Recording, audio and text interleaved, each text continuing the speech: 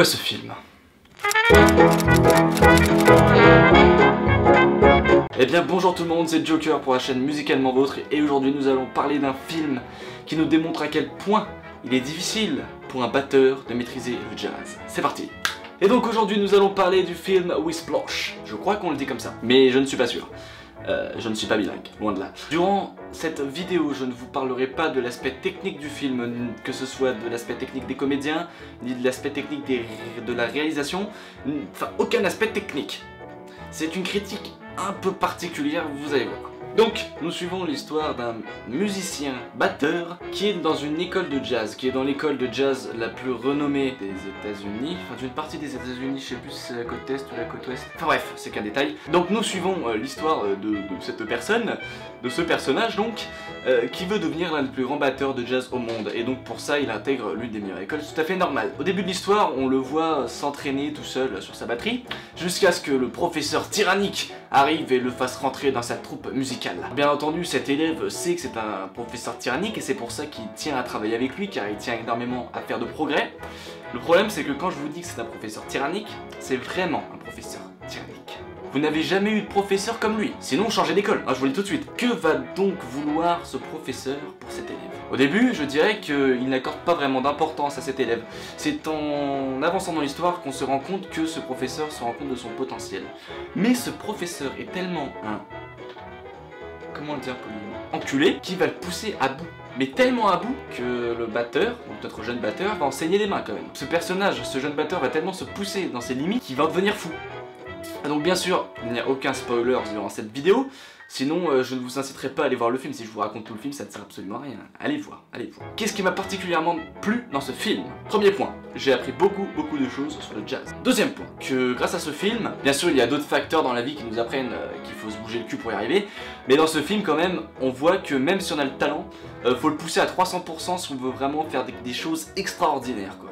Car là, il est là le but ultime du professeur envers son élève, c'est de réussir à le pousser un maximum pour qu'il fasse le meilleur de lui-même et qu'il découvre en lui la lueur du jazz. Et donc, ce qu'il explique clairement ce professeur à son élève, c'est que il regrette pas d'être aussi salaud avec ses élèves, car pour lui, le seul moyen de pouvoir exploiter le talent à 200% de ses élèves, c'est de les pousser à bout de chez à bout. Comme ça, chacun de ses élèves, qui poussera à bout, et qui auront donc le mérite d'y arriver jusqu'au bout, pourra découvrir en lui le batteur qu'il est vraiment. Donc bien entendu, c'est un professeur tyrannique, donc on a le droit à quelques petites scènes, enfin marrantes entre guillemets. Moi ça me fait rire parce que je suis un peu sadique. Mais par exemple, à un moment on a une scène où on voit le professeur balancer une chaise sur le jeune batteur en question. Il faisait de la batterie comme ça, il faisait un exercice, il n'arrivait pas à suivre le tempo.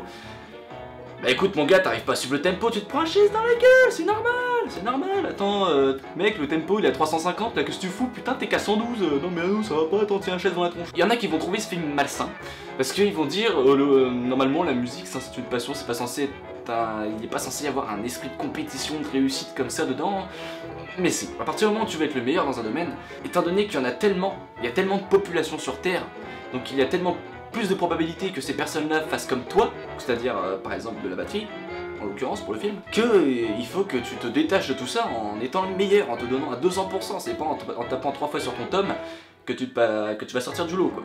Sauf rares exceptions qui sont pistonnés ou encore ou qui ont de l'argent, mais ça on n'en parle pas. Là le gamin dans le film il vit dans un appart de merde, il y a juste de quoi mettre une batterie et un lit quoi. Donc il a vraiment besoin de ses performances à 300% quoi. Donc dans le film la relation, parce qu'en fait le film est très basé sur la relation entre le professeur et l'élève. Les personnages qui sont autour c'est vraiment du bonus, à chaque fois c'est pour soit pour chercher à motiver l'élève, soit pour le descendre. Le professeur cherche à descendre son élève avec les autres élèves, je sais pas si vous voyez ce que je veux dire. Il y a plusieurs batteurs qui veulent rentrer dans le groupe du professeur. Le point important qu'il y a à savoir dans le film, c'est que c'est le professeur qui dirige un orchestre de jazz donc, et il a besoin de place dans cet orchestre, et il a déjà un batteur. Mais il en cherche un nouveau car il trouve pas son batteur assez performant. Du coup, notre jeune prodige batteur qui s'entraîne à fond et qui fait couler ses gouttes de sueur et de sang sur ses tomes, cherche à avoir cette place. Et donc pour ça, le professeur cherche à créer une concurrence entre ces deux élèves.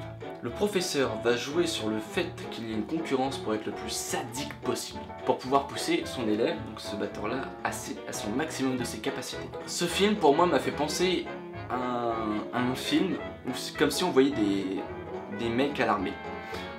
Là nous avons donc notre acteur, l'adjudant-chef, un sadique, un mec qui veut pousser à bout, qui veut qu'on donne le meilleur de soi-même. Et nous avons un cadet là qui essaie de se débrouiller dans ce milieu-là et qui donne son meilleur parce qu'il veut y arriver. Ce film, j'ai trouvé bien, parce qu'ils se font pas mal de tacles dans le film.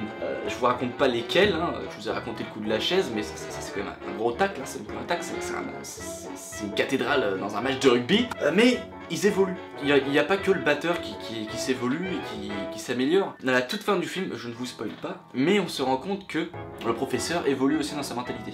Je vous parle de Whiplash car je trouve que c'est vraiment un film motivant et qui nous montre que au final, on n'a peut-être pas tous un professeur pour se pousser à bout, mais c'est à nous de le faire nous-mêmes.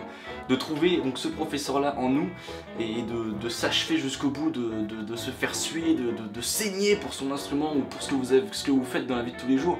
Ne pas se contenter de ce qu'on a, mais de pousser à fond. Et je trouve que ce film, à chaque fois que je regarde ce film, parce que je l'ai vu 3-4 fois, je me dis, en fait c'est facile, à chaque fois je prends ma guitare, je mets mon casque et je joue. Et je m'entraîne à bout, parce que ce film c'est un putain de film de motivation quoi, qui vous donne envie de pousser vos objectifs à fond, et donc de trouver ce professeur sadique en vous. N'oubliez pas, soyez les meilleurs dans ce que vous faites, donnez-vous à fond, trouvez-vous cette partie sadique en vous, donc le chauve là, trouvez-le vous dans votre cœur, et ne vous contentez jamais de ce que vous faites. Whiplash, un film qui mélange jazz, sadisme et motivation. Allez le voir, c'est peut-être le film que vous allez adorer.